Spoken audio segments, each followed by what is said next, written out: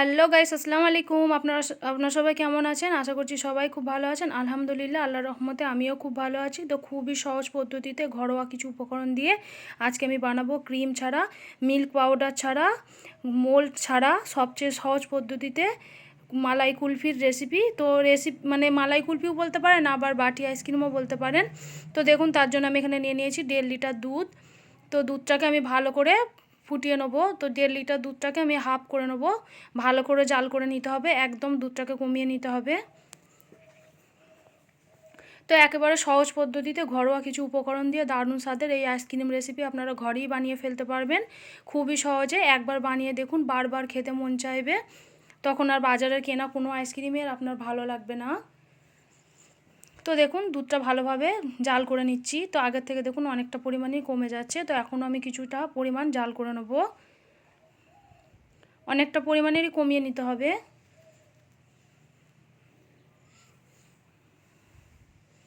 তো কোনো রকম ক্রিম ছাড়া, কোনো রকম ব্লেন্ডার ছাড়া একদমই পারফেক্ট আইসক্রিম আপনারা ঘরেই বানিয়ে ফেলতে পারবেন। সবার কাছে তো আর সবসময় সব কিছু উপকরণ থাকে না। তো সামান্য উপকরণ দিয়েও আপনারা কিন্তু পারফেক্ট এই আইসক্রিমের রেসিপিটা বানিয়ে ফেলতে পারবেন। তো দেখুন, আমি এখানে নিয়ে নিয়েছি 1.5 লিটার দুধের জন্য আমি এখানে নিয়ে নিয়েছি 150 গ্রাম মতো চিনি। তো আইসক্রিম একটু মিষ্টি বেশি ভালো লাগে। তো আমি এখানে দেখুন, দুধটা যখন ভালোভাবে ফুটে গেছে, অনেকটা পরিমাণেরই কমে গেছে। তো আমি এখানে কিছুটা পরিমাণে দুধ আমি তুলে নিলাম। তো এখানে আমি দিয়ে দিচ্ছি ফুড কাস্টার্ড পাউডার। তো যাদের কাছে ফুড কাস্টার্ড পাউডার নেই, তারা আপনারা আমল দুধটা একটু বেশি পরিমাণে দিয়ে নিতে পারেন। তো আমি এখানে দেখুন 2 চামচ মতো গরম দুধে দিয়ে দিচ্ছি custard powder, food custard powder. Custard powder আপনারা যে কোনো দোকান থেকেই পেয়ে যাবেন। তো আমি এখানে 2 চামচ মতো দিয়ে দেখুন, আমি গরম দুধটায় ভালোভাবে গুলিয়ে নিচ্ছি। আর এদিকে দুধটাকে আরেকটু জাল করে নেবো আমি। তো ফ্লেভারটাও দারুণ আসে এই কাস্টার্ড পাউডারের জন্য, খেতেও খুবই ভালো লাগে। একেবারে দোকানের কেনা বাজারের আইসক্রিমের মতোই খেতে লাগবে। তো দেখুন, আমি ভালোভাবে কাস্টার্ড পাউডারটাকে গুলিয়ে নিয়েছি গরম দুধে। তো আমি এখানে দিয়ে দিচ্ছি 2 চামচ বড় চামচের গুঁড়ো দুধ বা আমল দুধ। টেস্টটা খুব ভালো আসে, তার জন্য আমি দেখুন দিয়ে দিচ্ছি গরম দুধে। এখন দুধের পরিমাণটা অনেকটাই কমে গেছে।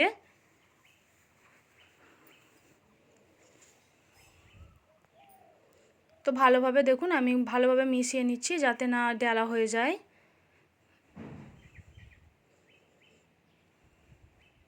তো আপনারা যদি লিকুইড দুধ ছাড়া আপনারা কিন্তু পাউডার দুধ বা গুঁড়া দুধ দিয়েও আইসক্রিমটা বানাতে পারবেন। তো দেখুন, আমি এবার দিয়ে দেবো কাস্টার্ড পাউডার, যেটা আমি গুলিয়ে রেখেছিলাম দুধের সঙ্গে, সেটাকে আমি দিয়ে এবার ভালোভাবে জাল করে নেব। তো এটা যত জাল হবে তত কিন্তু দুধটা গাঢ় হয়ে যাবে। তো আমি একদম স্লোতে দিয়ে ভালোভাবে মিক্স করে নিচ্ছি। দেখুন, দুধের কালারটাও দেখুন আস্তে আস্তে চেঞ্জ হয়ে যাবে।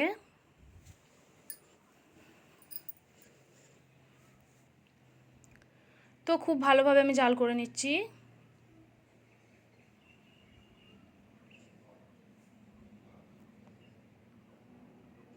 তো অনেকটা পরিমাণেরই দুধটাকে জাল করে নিতে হবে, একদম গাঢ় গাঢ় একটা ক্রিম টাইপের হয়ে যাবে। আপনি নিজেই বুঝতে পারবেন যেটা আইসক্রিমের জন্য একদম রেডি হয়ে যাবে।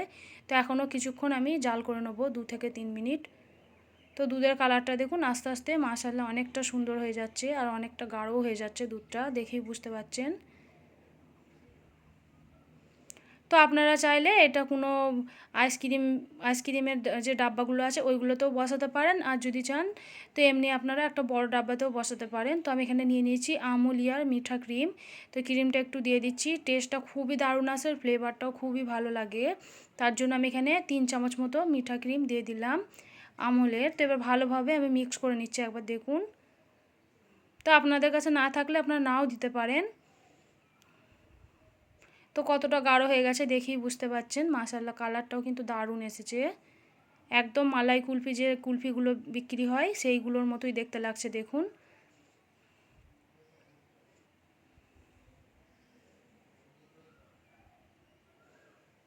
তো দেখুন একদম পারফেক্টভাবে রেডি হয়ে গেছে। তো আমি এবার গ্যাসের ফ্লেমটা স্লোতে দিয়ে দিয়েছি, একদম স্লোতে। এবার বন্ধ করে দেবো। আইসক্রিমটা আমার একদম রেডি হয়ে গেছে।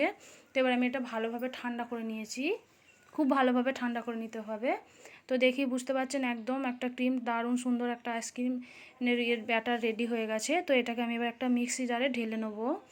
একটু ভালোভাবে মিক্স করতে হবে, তার জন্য আমি একটু মিক্সিতে পেস্ট করে নেবো, যাতে না গোটা গোটা হয়ে থাকে বা দানা হয়ে থাকে। খুব সুন্দর একটা ক্রিম টাইপের হয়ে যাবে, তার জন্য আমি মিক্সিতে একটু পেস্ট করে নেবো।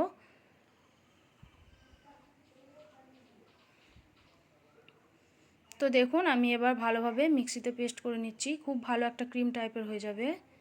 তো দেখুন খুব সুন্দরভাবে ব্লেন্ডারের মতো হয়ে গেছে দেখুন।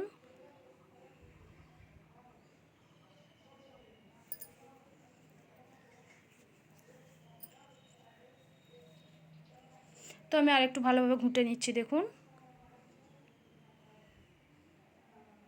একটা বলের মধ্যে আমি ঢেলে নিয়েছি, দিয়ে একটু ঠান্ডা করে নিচ্ছি, আরও ভালোভাবে নাড়াচাড়া করে নিচ্ছি। গরম অবস্থায় এটা একদমই ফ্রিজে রাখবেন না, একটু ঠান্ডা করে তারপরে আইসক্রিমটাকে বসাবেন আপনারা। তো খুব ভালোভাবে আমি দেখুন ফেটে নিয়েছি।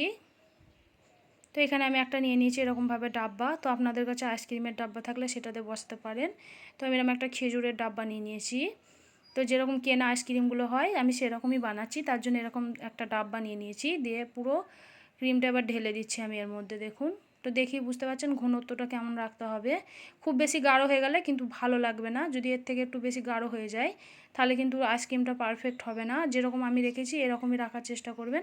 তো এখানে আমি নিয়ে নিয়েছি কিছু ফ্রুট। তো আমি এখানে নিয়ে নিয়েছি কাজু বাদাম, পেস্তা বাদাম, আর নিয়ে নিয়েছি আমন্ড বাদাম, যেগুলো আইসক্রিমে দেয় সেগুলোই আমি দিয়ে দিচ্ছি। তো ওপর থেকে একদম সুন্দরভাবে যেরকম মালাই কুলফিতে দেওয়া থাকে সেরকমভাবেই আমি দিয়ে দিচ্ছি। তারপরে আমি দিয়ে দেবো কিছু টুটি ফুটি। তো বাটি আইসক্রিমে এরম এইগুলো দেওয়া থাকে, খুবই ভালো লাগে খেতে, তার জন্য ওপর থেকে আমি একটু এরকম সাজিয়ে সাজিয়ে দিয়ে দিচ্ছি দেখুন। দেখতেও মাশাআল্লাহ অনেক সুন্দর লাগে, খেতে তো দারুণ লাগে। তো দেখুন এবার আমার একদম ভালোভাবে দেওয়া হয়ে গেছে। তো এবার আমি ঢাকনাটা বন্ধ করে আমি 6 থেকে 7 ঘন্টা ফ্রিজে রেখে দেবো।